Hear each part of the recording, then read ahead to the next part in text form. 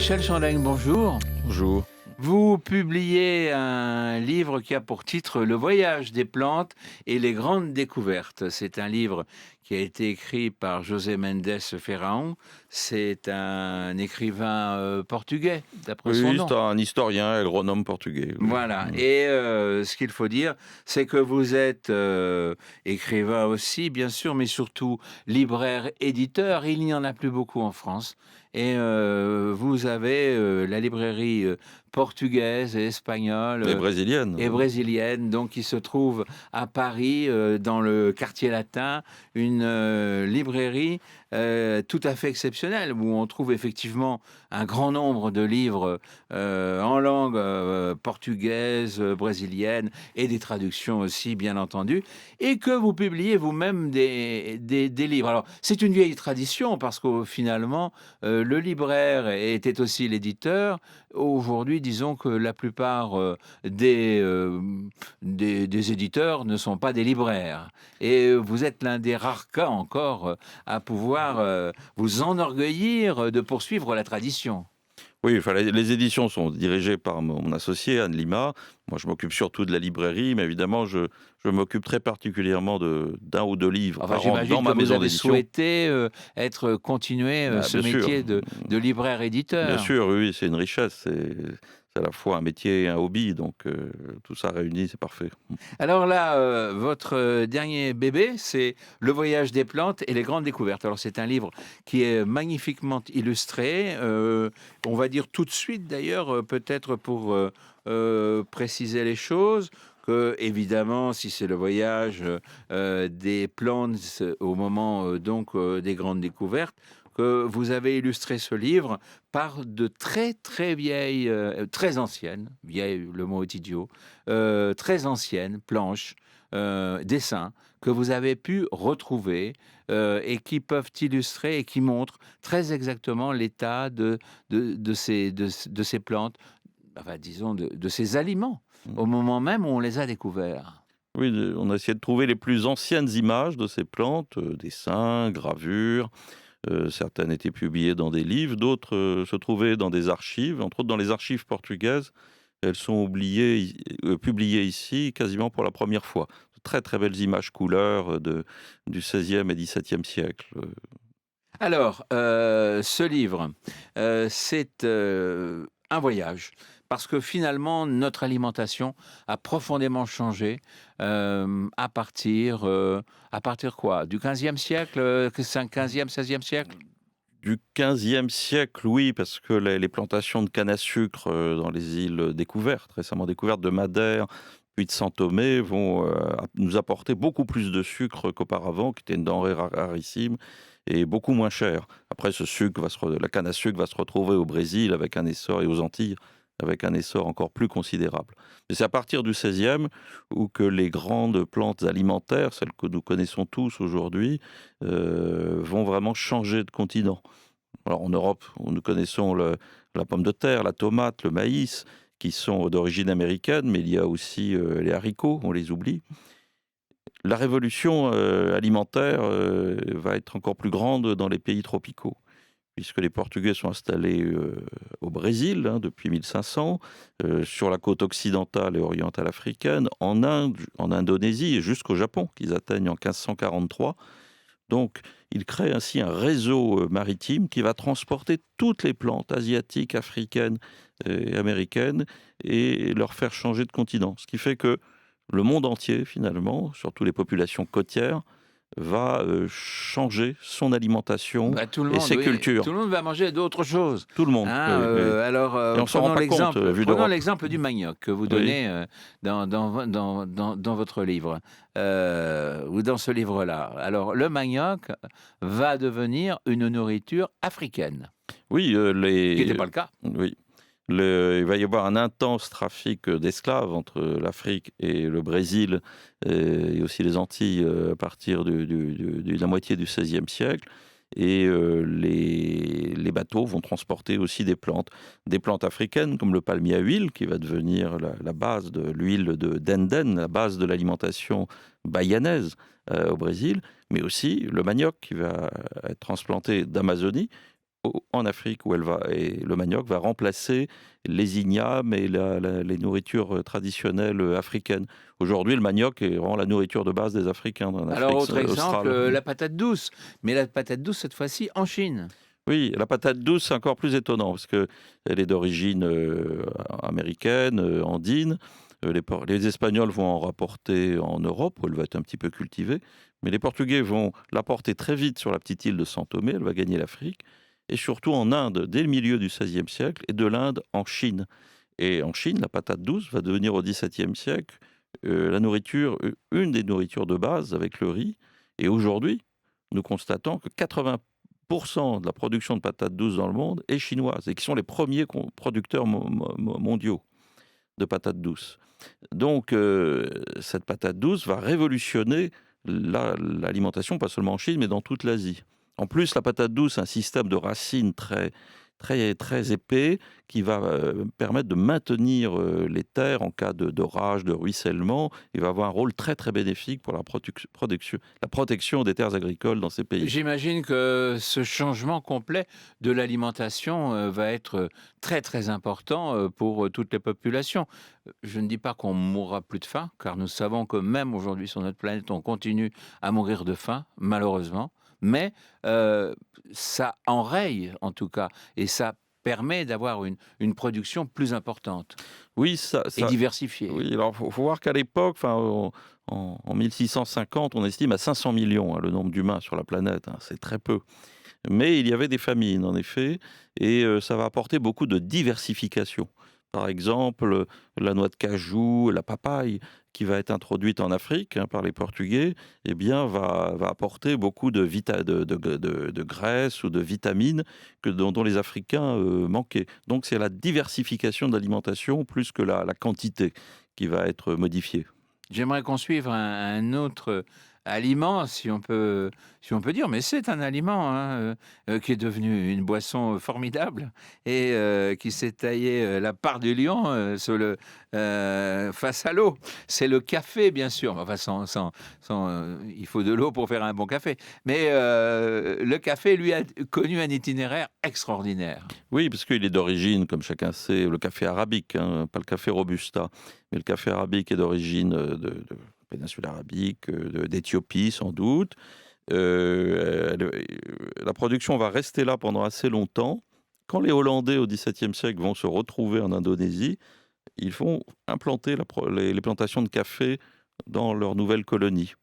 Et puis, ces plants de caféiers vont être envoyés, certains dans les jardins botaniques de Hollande. De là, un plan va se retrouver au jardin botanique de Paris. Et à partir de ce plan, plusieurs vont être. Le plan va bien se développer. Et d'autres plans, à partir de celui-ci, vont être envoyés aux Antilles, puis en Guyane. Et à partir de la Guyane, on a même la trace écrite, elle est donnée dans le livre, un émissaire brésilien va rapporter quelques graines de café de ce plan et le planter dans les États du Maranhão, au nord du Brésil, et devenir une des principales cultures brésiliennes au cours du 19e siècle. Quel voyage! Et à partir du Brésil, c'est pas fini. Les cafés vont retourner en Afrique, mais cette fois-ci en Afrique occidentale, et va se développer abondamment sur l'île de São Tomé et encore aujourd'hui dans de très nombreux pays africains. Donc retour dans le continent d'origine. Même chose pour le thé? Le thé, non, le thé va rester plutôt en Asie. Le gros de la production industrielle est en Asie, un petit peu en Afrique. Mais c'est c'est la pratique du thé qui est assez jolie parce que c'est les Portugais qui vont découvrir le thé dans la région de Canton, et où ça s'appelle cha en mandarin. Ils vont le retrouver en Japon, qu'ils découvrent en 1543, où le thé s'appelle aussi cha. Et le Portugal est la seule langue de l'Ouest européen où le thé s'appelle ainsi. Partout, c'est thé. Pourquoi? Parce que au XVIIe siècle, les Hollandais vont prendre en main le commerce du thé et vont s'approvisionner à Formose, en face de Xiamen, où dans le dialecte local, le thé est prononcé thé. Et ce mot thé, qui vient de cette région, va s'imposer en Angleterre, en Hollande et dans le monde entier, mais jusqu'en Espagne.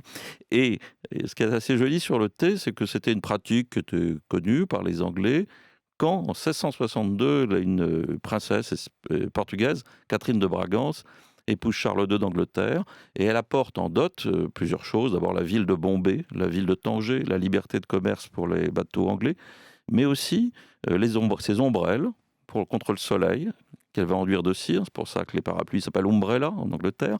La marmelade, qui est la pâte de coin, marmelou en portugais, et aussi l'habitude de boire, qu'avait la cour depuis très longtemps, de boire le thé à 5 heures. Et elle impose à la cour anglaise l'habitude de boire le thé à 5 heures. Ce n'était pas une habitude aristocratique à l'époque. Et le 5 o'clock, ainsi, est d'origine portugaise. Ça, c'est extraordinaire. Alors, il y a autre chose qui est extraordinaire dans le livre, c'est le voyage des mots. Hmm. Parce que ce livre, c'est pas uniquement et loin de là un livre qui aurait pu être écrit par un spécialiste d'agronomie, Hmm. hein, vous y avez mis beaucoup de vous-même aussi, hein, dans la traduction de cet ouvrage. C'est un livre qui voyage dans les mots. Et par exemple, la patate douce, je vous cite un ou deux exemples pour montrer combien le nom des aliments est lié à la façon dont on va les voir et dont ensuite ils vont se transformer. Oui, bah la pomme de terre plutôt. Oui, la pomme de terre. La pomme de terre, bon, va être trouvée par les Espagnols en 1637 dans les Andes. Un Espagnol va l'appeler tourma, c'est-à-dire truffe, l'autre papa, qui est le nom quechua, qui désigne n'importe quel tubercule. Les Espagnols vont rapporter des papas dans leur pays, puis ces papas vont passer en Italie, et papa, à cause d'une homonymie un peu fâcheuse, ça va pas, donc ils vont débaptiser les papas pour les appeler truffes de terre, tartufolo en italien. Les Italiens vont en développer la culture dès le XVIe siècle. Cette culture va remonter vers le nord, se retrouver dans les zones du Jura et de Suisse, et la tartufolo va devenir en français tartoufle, et par mauvaise transcription, cartoufle. Et quand ces cartoufles vont passer en Allemagne, elles vont s'appeler Kartoffel. Et en revanche, en France, ce mot tartoufle, troufle, va rester dans le patois encore aujourd'hui. Des truffes, des trifles, c'est des pommes de terre en toute la France. La truffade, hein, c'est un plat de pommes de terre, c'est pas un plat de truffes. Voilà, j'allais trop vite tout à l'heure. La noix de coco, qui a aussi un curieux visage. Bah oui, la noix de coco, dès le premier voyage de Vasco de Gama en 1498, elle est décrite par les marins qui l'appellent coco. Et c'est pas un nom local, c'est un nom portugais. Coco, ça désigne le croque-mitaine dans le carnaval portugais, dans la tradition portugaise. Et donc, le coco, c'est le croque-mitaine. Il l'appelle coco pourquoi? À cause des 3 opercules qu'il y a dans la noix qui fait ce masque un peu inquiétant. Et ce mot va circuler après dans le monde entier avec l'arbre. Il ne faut pas oublier que le cocotier était purement asiatique. Et du moins sur l'océan Indien, on le trouvait surtout là. Les Portugais vont en emporter pour boire de la nourriture fraîche, de l'eau fraîche, et le planter au Cap-Vert, à Saint-Thomé, sur la côte africaine, sur les côtes brésiliennes et partout dans le monde. Et c'est comme ça que les cocotiers va gagner toutes les zones tropicales en quelques années. Alors, qu'est-ce que je pourrais encore choisir? Parce que il y a beaucoup de mots qui ont eu des aventures extraordinaires. L'ananas. L'ananas, bah c'est joli. Les marins de Christophe Colomb découvrent le fruit aux Antilles, et comme ils trouvent ça ressemble à une pomme de pin, on a le texte, hein, de Michele da Cuneo, il l'appelle piña, qui est le nom espagnol qui est resté, qui a donné pineapple. C'est la pigne de pin. Les Portugais, eux, la découvrent au Brésil, mais en tupi-guarani, ça se dit nana. Donc, ils vont lui donner le nom d'ananas. Et ils vont l'exporter très vite en Afrique. On retrouve l'ananas en 1505 à Sainte-Hélène, en 1547 en Inde, et tout de suite après en Chine. Si bien que les jésuites qui font des flores de Chine au XVIIe, au XVIIIe siècle décrivent l'ananas comme un fruit local. Et même marquent le nom en chinois à côté, on a ces planches. Et l'ananas va arriver jusqu'au Japon, où il s'appelle encore aujourd'hui ananasu. On va en prendre un dernier parce que celui-là est. Il y avait peu de chance pour que. Et topinambour. Voilà, non, non, on va Non. pas prendre le topinambour, on va prendre la banane. Parce que là, c'est peu de. Moi-même, je ne le savais pas, et c'est grâce à ce livre que j'ai pu l'apprendre. La banane, le nom vient vraiment vient d'une langue. Je n'aurais jamais soupçonné. Oui.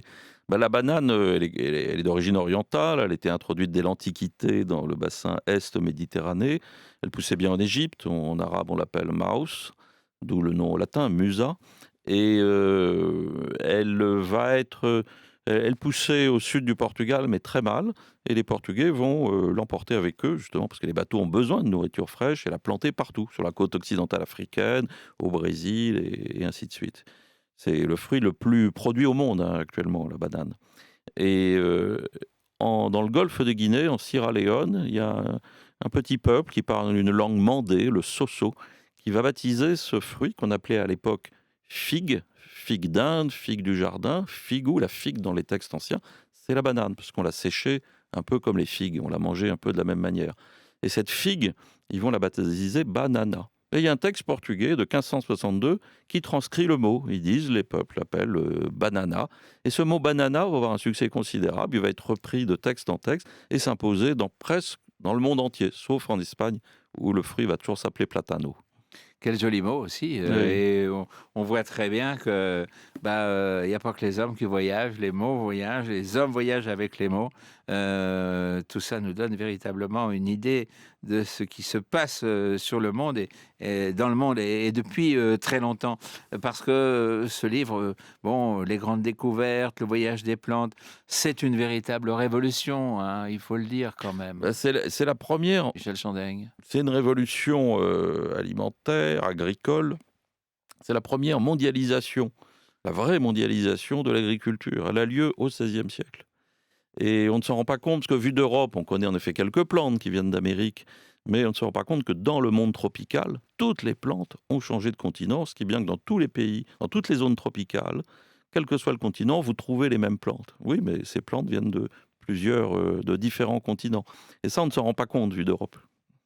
Merci en tout cas pour ce livre que je conseille parce que c'est un livre à la fois qui est très joliment illustré, qui nous renseigne sur l'origine de ces plantes, le moment où elles ont été cueillies, trouvées, transplantées, etc. Voire au moment où on n'a qu'un seul plan. Et c'est ce plan-là qui va devenir le plan historique, hein, Mm. qui va donner ensuite tous les autres. Donc le voyage des plantes et les grandes découvertes que vous publiez, Michel Chandaigne, un livre de José Mendes Ferrao, un livre qui est véritablement aussi un livre sur un livre littéraire, quoi, parce que c'est un livre Mm. qui nous fait voyager dans les mots. Mm. Merci beaucoup. Merci.